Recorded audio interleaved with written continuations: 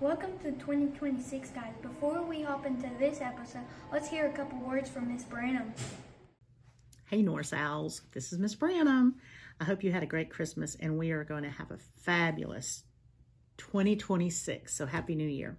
I'm here to remind you a few things that mind you about a few things here at Norris Elementary, some things that we value. I know you hear us talk about it's the Norris way, but we do have ways that we do things here at Norris.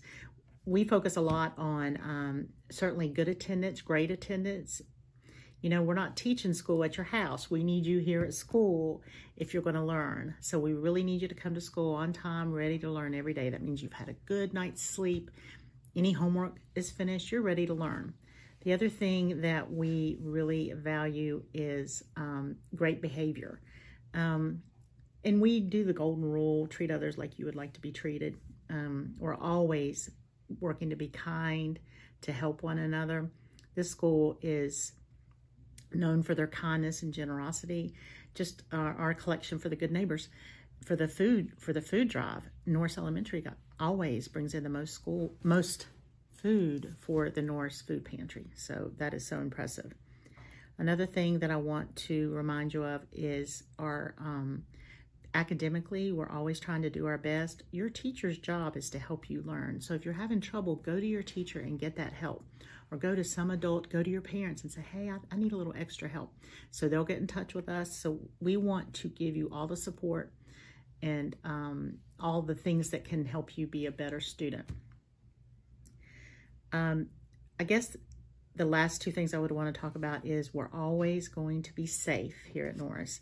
One of the things that I tell you all the time is my number one job is to keep you safe while you're here at school. So that means we have to follow the rules. Like if we're on the playground, we're being safe, we're watching out for others. You know how like we don't push on the swings, we don't jump out of the swings, those kind of things. We don't run in the hallways. When we're having lunch, we stay in our seats. We don't get up and walk around because then someone could get hurt. There's just lots of things. We follow the rules in our classroom. And again, we go back to that golden rule is treating others like we would like to be treated. Being respectful to our friends and to our teachers. And I guess when it all boils down, we always want to think of being kind again. You want to be kind. I know when I first started being principal, we did a kindness.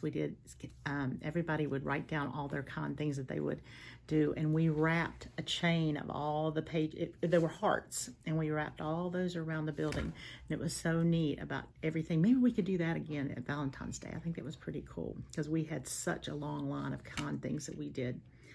But just a reminder of how we're going to start off this year. I know you're going to be setting goals with your teachers, so I'm excited to see those. Most of you guys really did an amazing job on your benchmarks.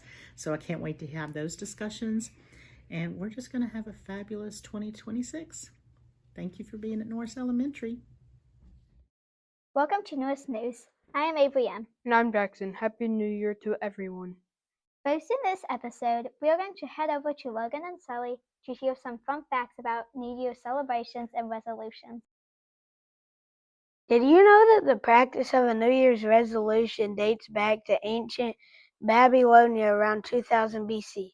During this time, people made promises to repay debts, return borrowed farm equipment, and pledge loyalty to their king. People believed this practice would secure divine favor for the year ahead. That's interesting. Also, did you know that the first time square ball drop in New York City was held in 1907 to replace fireworks for the New Year's Eve celebration? And for 140 years, presidents hosted New Year's Day receptions, starting with George Washington in 1790. What's your New Year's resolution, Logan? To get all A's. Well, back to you, Jackson and Avery. Thanks for those fun facts, Logan and Sully.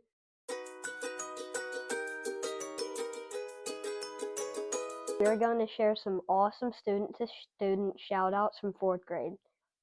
JB says Jack is always so positive in everything he does.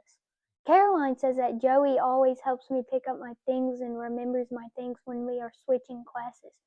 Irene says Journey is so nice and is her best friend. Levi says Ezra is always on task and we are doing group work. He is always nice to everybody. Henley says Charlie is like a sister and a friend to me, and when she works with me, she is always on task. Barrett says Jace always stays quiet when he is supposed to, and he is always nice and a hard worker. Back to you, Avery and Jackson. Peyton and Avery P are on location with Miss Abbott and Miss Cox for this episode's Teacher Feature. We're sending it over to you, Avery and Peyton. Welcome back to Teacher Feature. Here we are for the January episode for Miss Cox and Miss Abbott. What inspired you to become a teacher? What inspired me to become a teacher is I had a really good friend in Anderson County teaching, and she wanted me to become a substitute teacher for her. So I started subbing in one school in the county, and I went to another school, and I subbed for about 3 or 4 years, and I really liked it, and here I am. So I became a teacher because I was inspired by all of the teachers that I had growing up, and I really wanted to share my knowledge with my students and to make sure that they were productive adults one day once they graduated high school. What would you guys be doing if you weren't a teacher? I would like to work at Disney World or work on a cruise ship in the hand washing station at the Windjammer and tell people to washy. So if I wasn't a teacher, I would probably be at home sleeping, or I would be making some sourdough bread. In your opinion, which subject is better to teach, math or ELA? This is a tough one. Probably ELA, because reading and writing encompasses everything you do in every subject. You have to read directions, you have to write papers and all kinds of things. So I personally think that ELA is a lot better than math. Okay, so unfortunately, Ms. Cox, I have to disagree. I feel like math is better because to me, in math, it's either right or it's wrong. Like, there's no in between. It either is or it isn't. So unfortunately, I do have to disagree. Math is much better. I disagree with you because I think ELA is more important because you have to read. And there's reading in math, but whatever. Okay. Whatever. Whoa. Hold on, guys. ELA is better. Yeah. I No, agree. math is. No, That's you're right. wrong. Actually, when you Just hold on. We need to get back to what we're supposed to be doing right now. math is better. ELA, duh. Well, that's it for now.